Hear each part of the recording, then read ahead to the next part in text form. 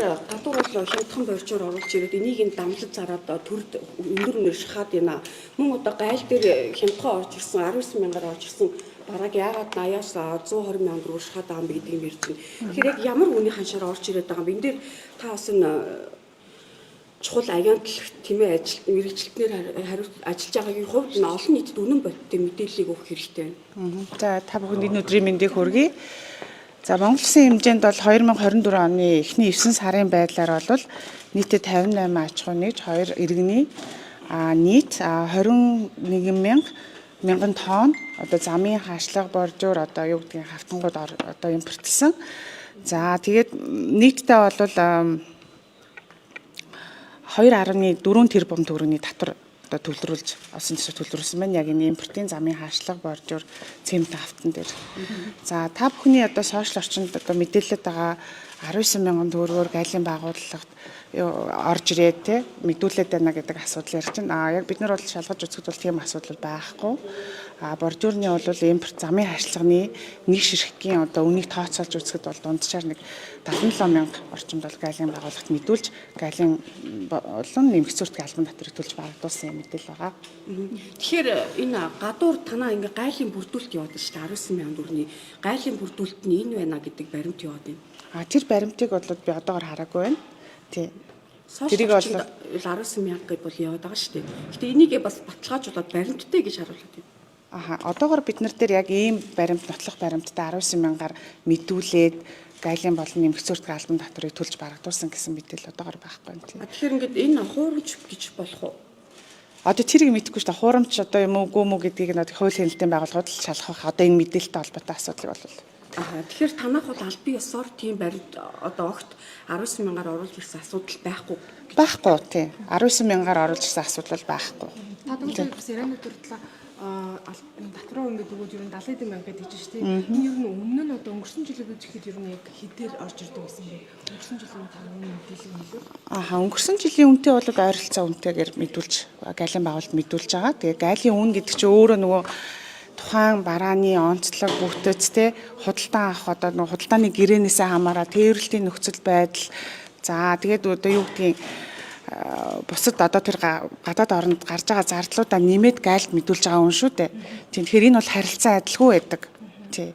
Тэгээд хэмжээний хувьд нь яаж нэмэгдсэн бэ? За энэ жилийн хувьд бол одоо бүтээн байгуулалтын одоо улс орны бүтээн байгуулалтын их одоо ажил өрнөжийн үнэтэй холбоотойгоор бол өмнөх онтой харьцуулбал 30 дахин бол нэмэгдсэн үзүүлэлттэй бол гарч ирсэн.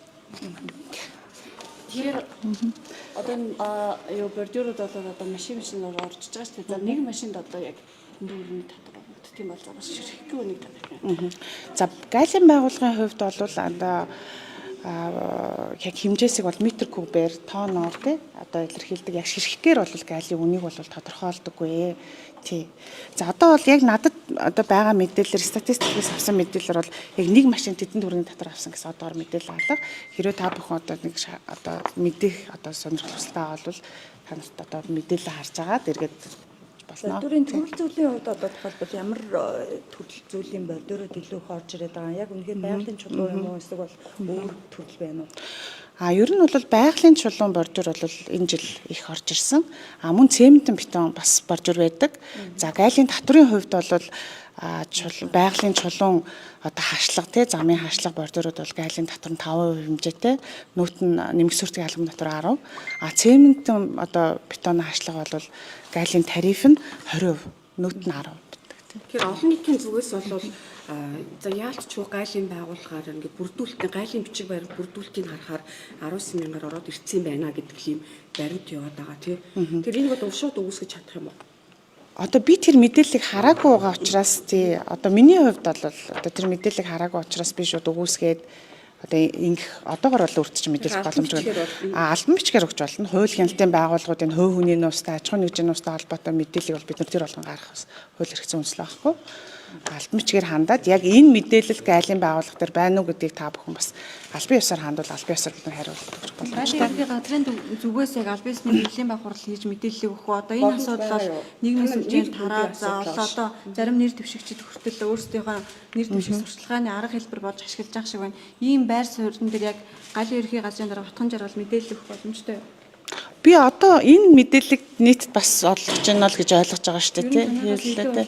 Яг энэ асуудлаар бол тусгаалan хэвлэлийн хурлал хийх шаардлагагүй гэж бодож байна. Бид нар та бүхэнд байгаа мэдээлэлээ ингээд танилцуулж байна тий. Боржуур орж ирж байгаа Та бүхэн яг албан ёсны статистик мэдээг бол гайлцэг эмэн гэд манай одоо мэдээллийн вебсайт байгаа. Тэн дээр хаана аль улсаас ямар бомбоор одоо тий бараа материал орж ирсэн, ямар үнэтэй орж ирсэн гэдэг бол манай статистик мэдээлэлээс олох. аль бомбоор илүүтэй их юу орж ирсэн талаар боржуур орж ирсэн талаар мэдээлэл байна уу?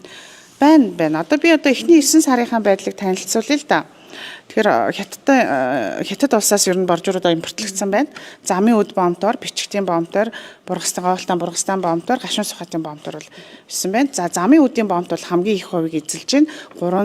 392.8 тонн одоо боржуур орж ирсэн байна. За хамгийн бага одоо импортлсон бомбд бол бичигддэх одоо бомбоор орж ирсэн байна. За 76.3 тонн гэсэн мэдээлэл байна. Тэгэхээр энэ жилийн тухайд бол ингээд нөгөө нэг замын ингээд бордороос болохоор их хэмжээгээр бордор орж ирж байна тий. Ер нь өнгөрсөн жилийн статистик мэдээллүүдийг ингээд хараад ер нь 19 мянган төгрөгөөр ингэж бордор орж ирэх юм боломжтой юм уу? Танаа дээр яг өмнөх юм мэдээлэл харахад тий 19 мянган төгрөгөөр галент дотор ингэж төлөөд ингэж орж ирж байсан бордорын мэдээлэл гэдэг юм байдаг уу? Одоогор бол статистик мэдээ дүнгээс харахад бол тийм баахгүй байгаа. Би харилаад байна шүү дээ. 19 нэг ширхгийг нь 19 мянгаар тооцож гайлын татвар авсан ийм мэдээ бол байхгүй. Тийм. Та бүхэнд статистик мэдээ угаасаа ил тод байгаа. Тэгээ энэ дээр бол нөгөө хэмжих нэгжид та нар ширхэг гэж яриад байна тий. Гэтэл гайлын байгууллага боржууранд ногдох одоо албан татварыг бол метр кубээр нь тооцож одоо гайлын албан татварыг тооцож авдаг тийм. Гайлын үн бол. За.